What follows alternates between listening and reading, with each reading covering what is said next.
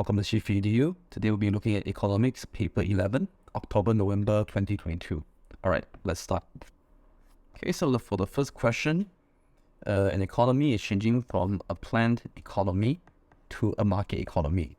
What action would be expected during this change? So a planned economy is basically when every single economic activity or all the planning related to the economy of the country is planned by the government.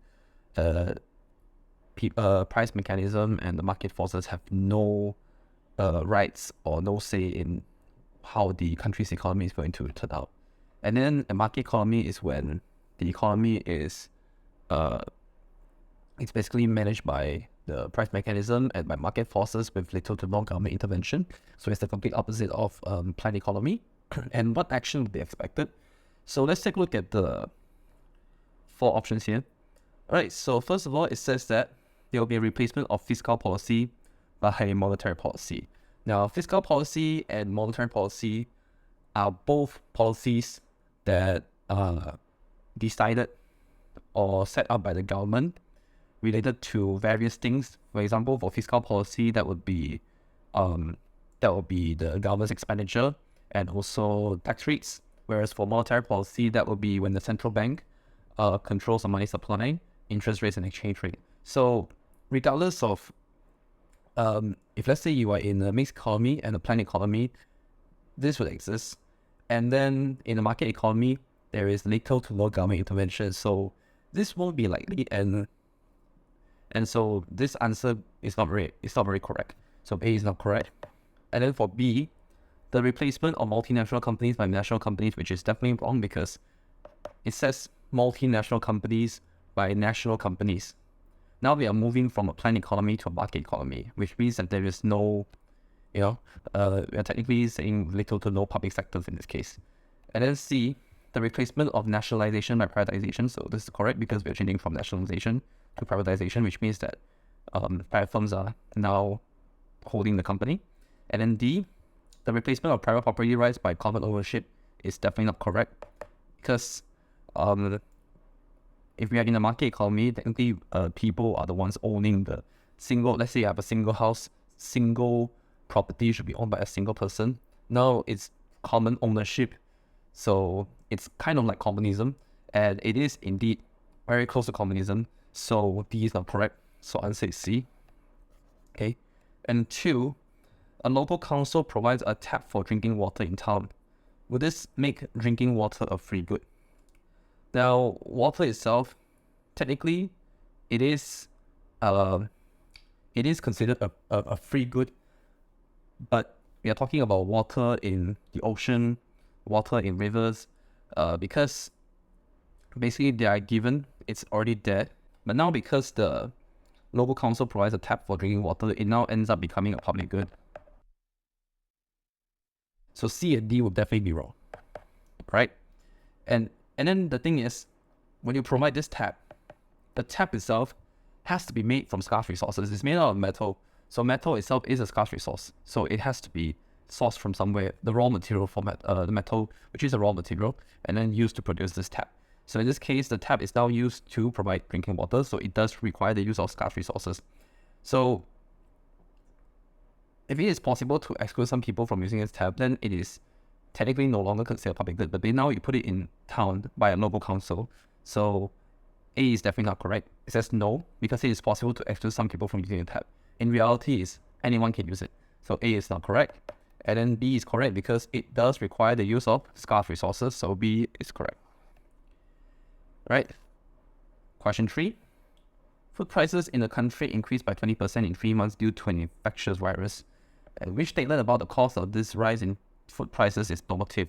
So you need to look at all these 4 options and see which one is based on opinions, based on, it's not really just based, it's just not based on facts, it's just a personal statement, right? So let's take a look. A, consumers were scared of running out of food. Okay, I can simply say that, consumers are afraid, consumers are confident, consumers are whatever. So this is basically based on your own personal evidence. It could be biased, it could be not. Alright. B, farm workers demanded higher wages. This is a statement that can be proven. whether it's right or wrong, it can be factual as long as we have a correct way of determining whether or not it is true. C, supply of foreign food was reduced because of closed borders. Okay, there's a reason behind it, closed borders. So that means that there's a reason behind why supply of foreign food was reduced. And D, transport costs increased by 10%. So this is also a positive statement because it is showing an actual fact that transport costs indeed increased by 10%. So the answer here that is definitely a normative statement is A. Right? Question 4. A doctor has very long working hours and a high level of stress. She can become a teacher instead of continuing as a doctor. And what is the opportunity cost of choosing to continue as a doctor? So a doctor has very long working hours. Alright. At a high level of stress, and she can choose to become a teacher. If let's say she becomes a doctor, what will be the opportunity cost? So for this one, the risk of mistakes caused by tireless, we are not talking about the fact that if let's say you choose to become a doctor, what are you giving up in terms of becoming a teacher? So there are two occupations.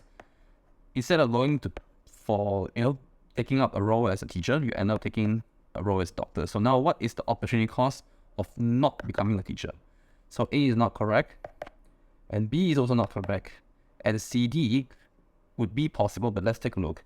The potential salary as a teacher, that will be correct, because in some cases, a teacher could probably earn more than a doctor. In some cases, there are a lot of cases that's actually quite true as well. It's not like all doctors would earn an equal salary, but sometimes the teachers would also earn more.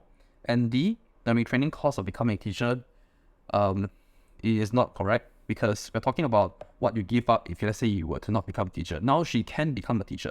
That means that she is given the choice of choosing between two occupations. So instead of becoming a doctor, she can become a teacher. And then if let's say she becomes a teacher, there may be some opportunity cost if she decides not to become a doctor. Now she decides to become a doctor, but then there's also an opportunity cost as to if let's say she decides not to become a teacher, what would she give up in return? So she'll end up giving up salary of a teacher. So I say C. Okay, so 5.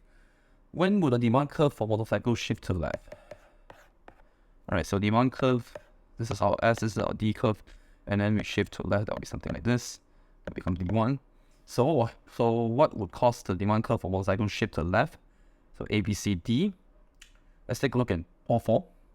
So A, when the price of car falls, most people would choose to buy cars because cars are much safer, definitely, and you can technically bring more people on the car than on a motorcycle. So this is correct. And consider it as a substitute, I guess. And then B, C, D, when the price of motorcycle falls, the price of motorcycle falls after the demand decreases. It's a consequence. So it's not a reason. So B is not correct. And C, when the tax of motorcycle rises, it will cause the supply curve to shift to the left, but not the demand curve. It's just the supply curve. So there's not a direct relation. The first thing that will happen is the supply curve will immediately shift to the left because of the increase in the cost of production. So C is also not correct. And D, when the price of public transportation rises, people will end up choosing to buy motorcycles instead. Because if the price of public transport rises, people would end up just buying motorcycles because it's much more convenient, and for them it probably may be much cheaper, adding up the fact that there will probably be inconveniences of using public transport to begin with. So D is not correct. The answer is A. And question 6. The diagram shows the demand curve for housing. What is not assumed to remain constant when drawing this curve? So what is not assumed to remain constant? What is the only one thing that would be a variable in this case? So you need to remember our term here, which is Ceteris paribus. So Ceteris paribus meaning that there's only one thing that will be held as a variable, the others will remain constant. So now, what is not assumed to remain constant? Assuming that everyone's income, basically I'm just saying for the 4 selections here, like consumers' income. So consumers' income has nothing to do with the graph here, right? Because the graph here is basically about price and quantity. So we are talking, let's assume that everyone's salary is the same. So A is not correct. And then B, the expectations about future house prices is not also in the graph itself. We only have 2 axes here, the x-axis and the y-axis. It says quantity and price. We just have to base it upon the graph itself. So B is also not correct. And C, the price of houses is in there, right? So because the demand curve is for housing, and then this is the price of housing, so C is correct. And then let's look at D. D, the rate of interest charged on loans for house purchase is not in this graph at all. So we're assuming that is also under the We're considering it as also Ceteris paribus, so D is not correct. Answer is C. And 7, which statement defines the price elasticity of supply? So price elasticity of supply is basically the percentage change in quantity supply, and also the percentage change in price. So let's take a look at this for and see which one is correct. It is a measure of how the price of a good responds to a change in the quantity supplied. Okay, let's look at B. It is a measure of how the quantity supply of a good responds to a change in the price. And C, it is a measure of how the supply of good responds to a change in cost of production. And D, it is a measure of how the supply of good X responds to a change in the price of good Y. So D is definitely out of the question because there's no such price elasticity. This one, the closest thing would be like demand of good X in response to a change in the price of good Y. That will be cross elasticity of demand, but it's not here. And C is measure of how the supply of good responds to a change in cost of production, which is also not correct because we are talking about the price itself, not the cost of production. Because at the end, the price could be different. And then A and B. Since now we're talking about the percentage change of quantity supply over the percentage change in demand. Percentage change in price. That means that A is not correct because it is a measure, because it states here that it is a measure of how the price of a good responds to a change in the quantity supply. It's not the fact that we are talking about how the price responds to a change. It's how the quantity supply changes because of the price. Right? It's from top to bottom, so B is correct. And question 8. Which products are likely to have a positive cross elasticity of demand with T? T here and CED. And it's positive. Positive means that it is a substitute. It is a substitute. So which products are going to have a cross elasticity of demand with T? It has to be a substitute. So A is definitely not correct. C is also not correct. And D is also not correct. So the best answer would be B. Now coffee is also a drink. Most people would drink it instead of tea. Some people would prefer drinking over coffee. Some people also prefer to drink chocolate over coffee. Like for example, I would like for some people, because for tea, right, tea and coffee, both of them do have caffeine as well. Just that the content is not as high as coffee to begin with. But then some people would prefer to drink tea over coffee sometimes. So it is a substitute, and it is two goods would have a positive CD. All right. And then question 9. What does not cause a change in the supply shift of cars? Supply curve to shift, right, for cars. So it could be something like this. So this one will be S1, this one will be S, this will be D. So what does not cause a shift in the supply curve of cars? Oh, and also S2. So for question 9, a change in the car's producer's cost of production would indeed shift the supply curve, so this is not correct. And B, a change in the price of fuel used by car owners, it has nothing to do with the graph here, because we're talking about, because now it's actually the production of basically the price, the demand supply for cars, and also demand and the supply of cars in general. Is not talking about the price of fuel used by car owners, because even though let's say there's a change. Okay, let's say there's a change in the price of fuel used by car owners. The only thing that will be affected here will be the demand curve of cars, but not the supply curve. So B is not correct. And C and D, if we take a look at C, a change in the rate of sales tax on cars would indeed affect the sales supply curve, because if let's say there's a higher tax, that means that the cost of production will increase. It will shift to the left. If there's a lower tax, or maybe no tax at all, supply curve will shift to the right. So C is not correct. And D, a change in the wage rate will also affect supply, because if there's a higher wage rate, means that the company has to pay more to the employees, so it will affect supply more or less. So D is not correct. So answer is A. Alright, okay, I had to erase this out. Right. Okay, 10. The diagram shows the market for pineapples. X is the original equilibrium point. Pineapple producers benefit from improved technology. At the same time, a new diet book suggests that eating pineapples help weight loss, at which point is the new equilibrium. So the equilibrium is originally at D1, S1, or X.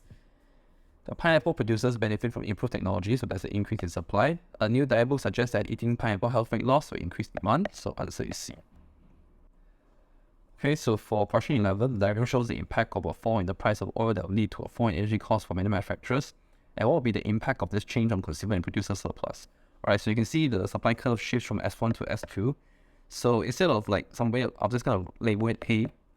Originally it's at A, L, J. Now when there's a shift, the consumer surplus would increase. Right, it'll be something like this. I'm going to replace this for producer surplus. So for producer surplus, originally it's supposed to be at GJL, and now it's at HKM. So you can see there's a larger area.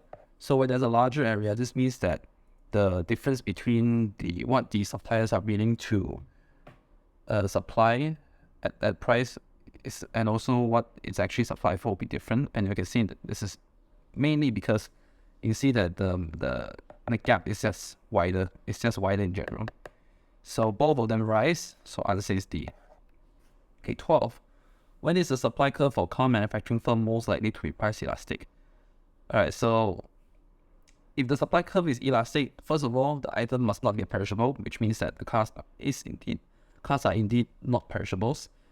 And then there's a large quantity of stock, and you don't need skilled labor, and there's many substitutes. There's many raw materials that can be used. There's abundant supply of raw material. So 12, let's take a look at the 4 options. A, when the firm finds it difficult to recruit new labor, wrong. Because if it's price elastic, means that it's easy to recruit labor. And then B, when the firm has a large quantity of stock, that's correct. And C, when the firm is operating in the short run, is definitely not correct.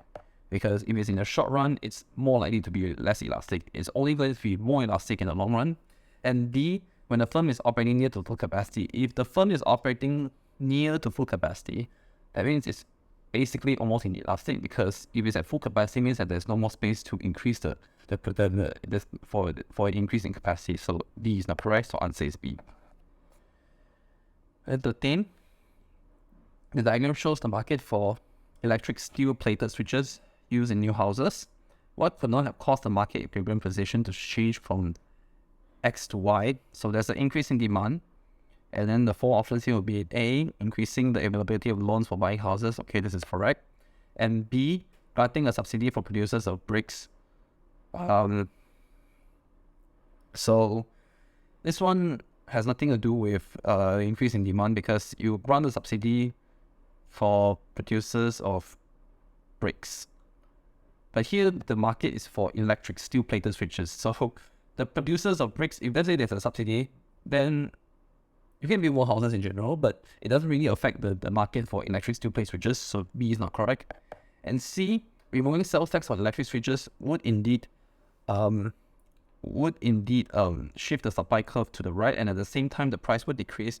When the price decreases, at the same time you see that the price of the steel of the electric switches have also decreased, so the price would decrease and then the demand would increase, so this one is correct.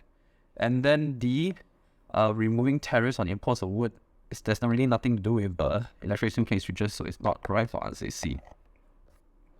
14, in mixed economies, what explains why the provision of certain goods and services will remain under government control? So like in mixed economy, there will be some goods that will be provided directly by the private sector, while some goods are provided by the public sector. So there should be reasons for that, right? Because in a mixed economy, there will for the mixing market, that will be for public goods. This has to be directly provided by the government, right? So let's look at the 4 options. Well, first of all, the market system fails to provide public goods. Yep, this is correct. And let's take a look at the other 3 to see if there's anything that is, much closer to what we want. B, management ideas are hampered by excessive bureaucracy. Basically, this is the reason why you need to have private firms handling the management in this case. So this one is like the complete opposite of why some goods have to be under government control. So B is not correct. And C, ownership of companies depends on the ease of buying shares. This doesn't really have any connection between the fact that all certain goods and services must be under government control. So C is not correct. And D, the profit motive tends to improve efficiency in organisms. So this is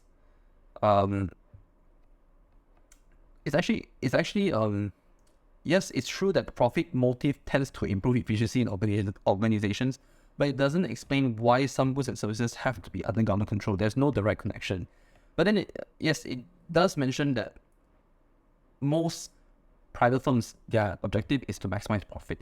But then it just says that it is to improve efficiency, but it doesn't really explain why some certain goods and services would still have to be under government control.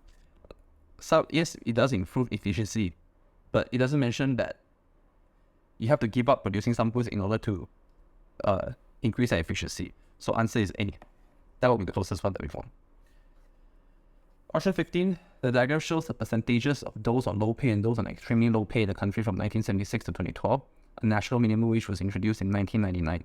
Right, so which conclusion is consistent with the diagram? So you can see in 1976, the extremely low pay hovers around 5%, and the low pay is basically hovering around 15%. And then there's a slight decrease from around 1977 until 1979. And then there's an increase in low pay until around 1999, and then it remains constant until somewhere around 2010, and then there's a slight decrease. And then the extremely low paid, supposedly is hovering around 5%, and then there's a slight decrease, and then there's a slight increase in 1996, and then after 1999, it decreased by a huge margin until 2005 or 2006, and then it stays almost constant around 2012. So what conclusion is consistent with the diagram? So 15, A, the minimum wage helped the low paid more than the extremely low paid. Not quite. If you look, and like what I explained just now, after the introduction of minimum wage, you see that there's a huge decrease in the number of extremely low paid people. So there's a decrease in that number from, I think, roughly around probably 6% until around 2 or 3%. But if you look at introduction of minimum wage for those who are on low pay, you see that the percentage is quite constant, so it's not exactly correct. And then B, the minimum wage reduced the numbers of both low paid and extremely low paid. Wrong. The reason why is because if you see minimum wage, it's almost constant. It's only for extremely low paid that it's decreasing at a higher rate.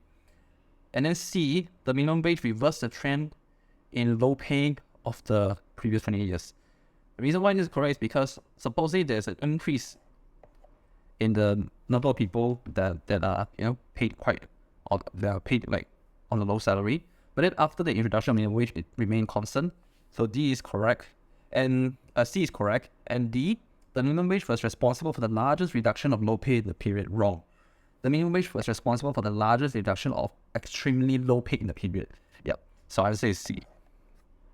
At 16, the government has decided to guarantee manufacturers a price OPA for a product and to provide a subsidy to ensure that the market clears. In the diagram, QEPE was the original equilibrium before the policy changes, and which area represents the total cost to the government of the subsidy. So OPA would be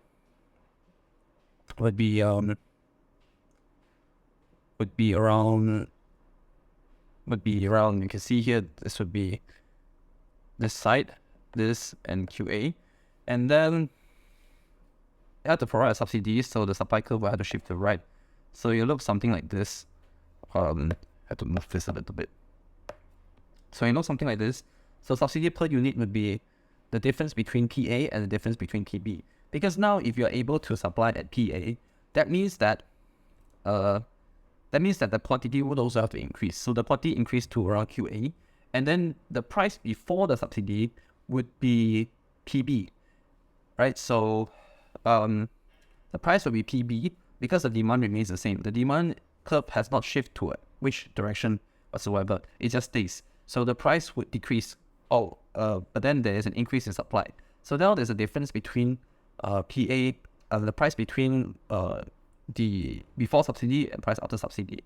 So the area that represents the total cost of the government to the subsidy would be PAWYPB. So that would be B. Yup. This entire thing would be the total subsidy paid by the government because of the difference between the price before subsidy and price after subsidy, and also the total quantity supplied later on after the subsidy has been given. In question 17, a concert arena has a fixed capacity that allows it to sell 10,000 tickets for a concert. The current equivalent price for a ticket is $10, the owner of the arena decides to set a minimum price for a ticket. And under which conditions would that be the most unsold tickets? So we are talking about, well, based on facts, that which condition there will be the most unsold tickets. If let's say the price as demand for tickets is inelastic, then basically the tickets will be sold out pretty quickly. So A and C is correct, incorrect. So it's left us with either B or D. And normally, if the product is more expensive, then people tend to shift to other alternatives. So B and D, if you see that the minimum ticket price is $11, and then for D, the minimum ticket price is $12. So B would not be likely. More likely would be D, because on the higher minimum ticket price, right? So B is not correct and D is correct. 18. A government announces its intention to reduce the level of transfer payments in the economy, and which statement made by the government is consistent with this intention. So you look at A, B, C, D. A, there need to be more incentives for unemployed workers to seek jobs. B, state pensions need to be increased. This is a transfer payment, so not correct. C, the level of income tax needs to be raised. Then people who are employed would definitely be much worse off because of the higher income tax that needs to be paid. And then at the same time, you are now trying to reduce the level of transfer payments. So why would you want to increase the level of income tax if, let's say, you want to reduce the level of transfer payments in the first place? So C is not correct. And D, the level of government expenditure needs to be increased. Absolutely wrong. If you were to increase the level of government expenditure, and then at the same time reduce the level of transfer payments, that doesn't make sense. Alright, so answer is A. Okay, for question 19. Assuming the demand for oil is price inelastic, what would be the effect on demand pull inflation and on cost push inflation in oil importing country of an increase in the world price of oil?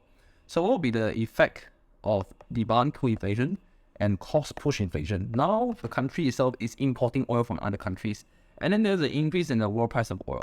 Okay, so now I'm going to draw the AD curve and the AS curve. So this will be the AS curve and this will be the AD curve. So now it says that there's an increase in world price of oil, which means that the cost of production increases. So the supply curve shifts to the left, so it's AS1. And then now there's an increase of this price, so there will be less demand. So the AD curve will shift to the left as well. So when the AD curve shifts to the left, that means the price level decreases. When your price level decreases, your demand pull inflation effect would decrease. So AB is wrong. And then on cost push inflation, because the AS curve now shifts to the left, which means that the price level increases, so the effect on cost push inflation would increase. So answer is C.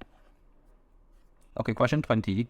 Assume the Chinese monetary authorities are committed to maintaining the exchange rate of China's currency, the yuan, against the US dollar between P1 and P2 on the diagram.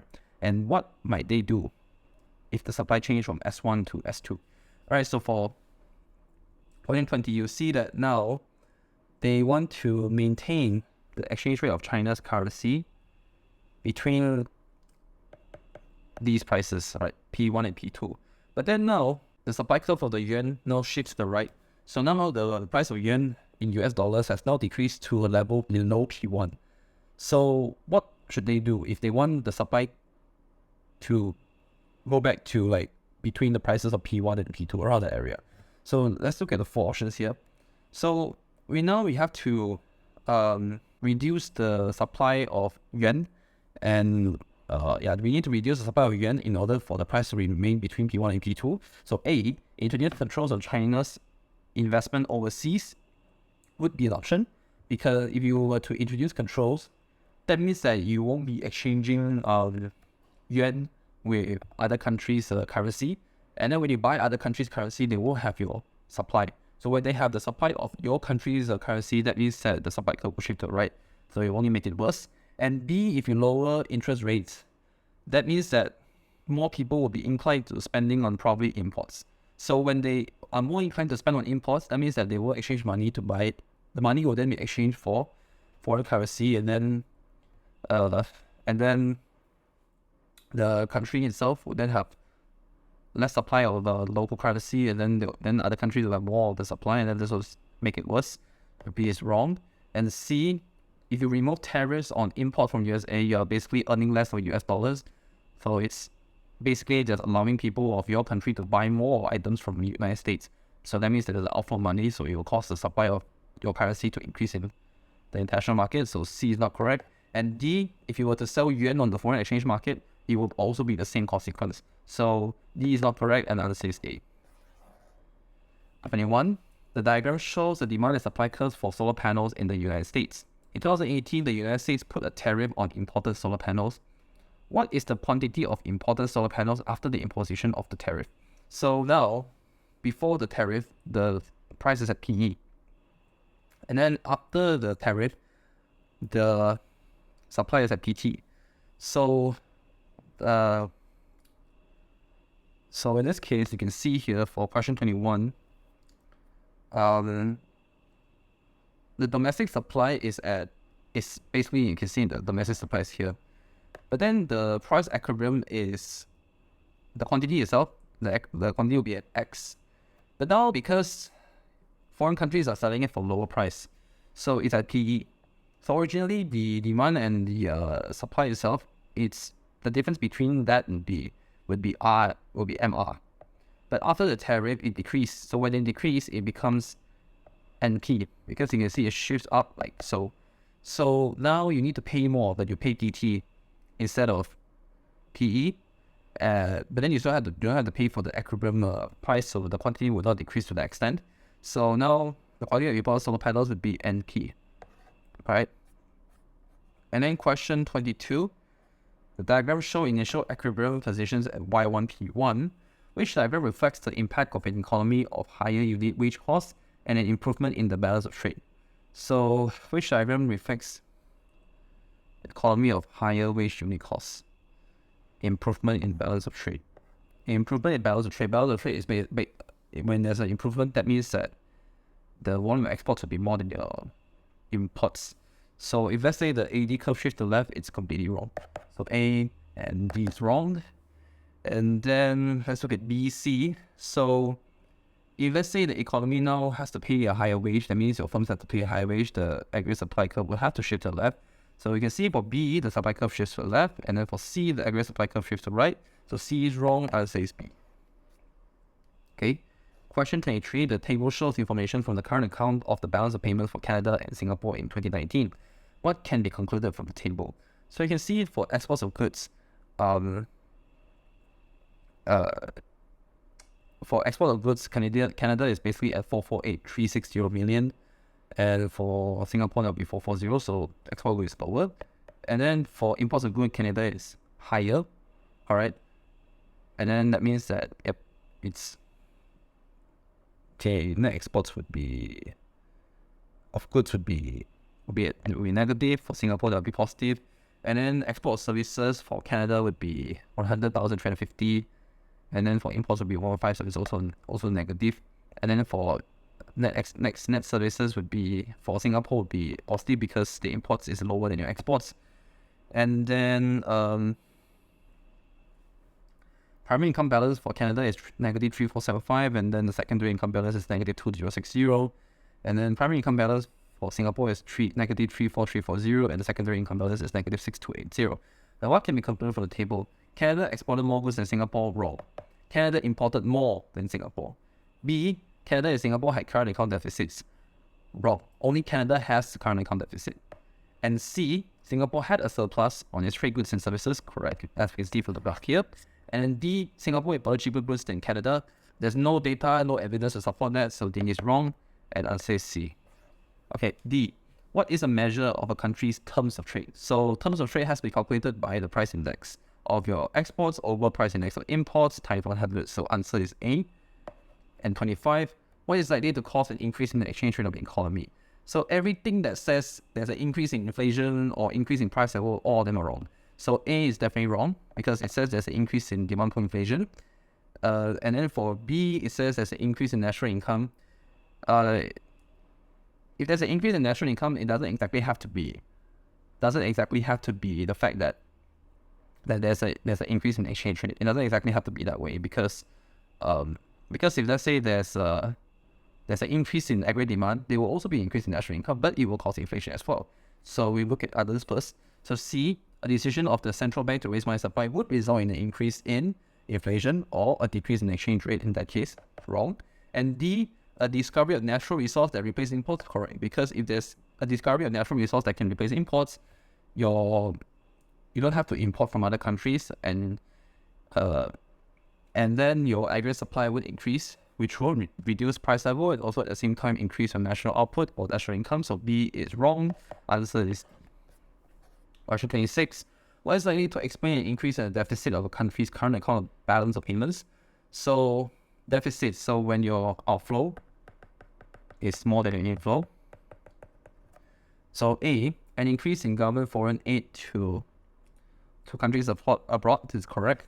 And B, an increase in government tax rates would not really be accurate, because first of all, if you increase government tax rates, that means that less people will be spending money now because they're paying more money to the government in terms of tax. So there'll be less outflow money, right? So B is not really correct. And C, an increase in other countries' exchange rate. When there's an increase in other countries' exchange rate, now it's relatively more expensive to import goods into your country. So there'll be less outflow money in that sense. So C is not correct. And D, an increase in the proportion of income saved by a country's residents would result in less outflow money as well. So D is not correct, and answer is A. Question 27. What does the Marshall-Lerner condition state? Must be present for depreciation of currency, the cost of improvement in the current account balance. So for Marshall-Lerner condition, your price elasticity of demand for exports and imports must be both, the sum must be greater than 1. So anything that says there's no measure of sum will be wrong. So price elasticity of demand for exports and price elasticity of demand for imports are both greater than 1, that will be wrong. And B, the price elasticity of demand for exports and price elasticity of demand for imports are both less than 1, also wrong.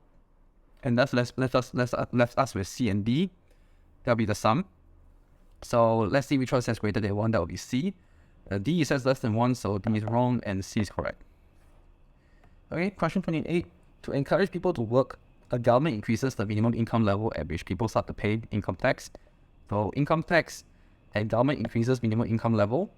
So income tax is under fiscal policy, so B is wrong.